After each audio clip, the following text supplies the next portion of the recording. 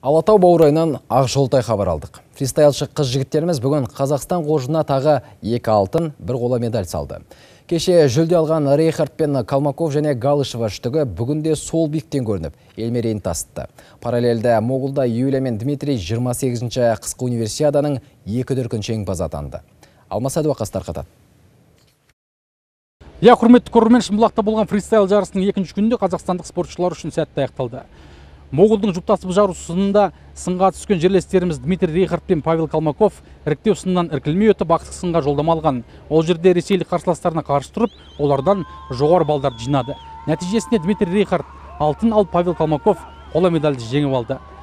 Марапаттау рәсімінен кейін сұхбат берген спортшылар бұл жаттығудың оңай болмаған, алайда шеберліктің нәтижесінде жеңіске жеткендерін айтты. Нигде не бывает легко. Бұл жарыс оңай болған жоқ, дегенмен барымды салдым. Ширек финалда 3-ші нәтиже көрсеттім, ал финалда сәттілік серік болып жеңіске жеттім. Әрине мұндайда кеудеңді мақтаныш кернейді. Ең бастысы ел сенімін ақтадым. Сондай қыздар арасында сынға түскен Юлия Галышева да кешегі жетістігін қайталады. Ол австриялық және ресейлік қарсыластарынан озып, ол да универсиада чемпионы атанды. Бүгін 2-ші алтынға қол жеткіздім. Қуаныштымын. Бұл жерде жылдамдық өте маңызды. Қарсыластарымнан бұрын шапшаң қимылдап, жеңіске жетуге ұмтылдым. Маған қолдау көрсеткен барша қазақстандықтарға, жанкүйерлеріме рахмет айтқым келеді. Енді ертең фристайлшылар бір күн тынығады. Ал бүрсі күні бұл жерде ски-кросстан жарыстар өтеді.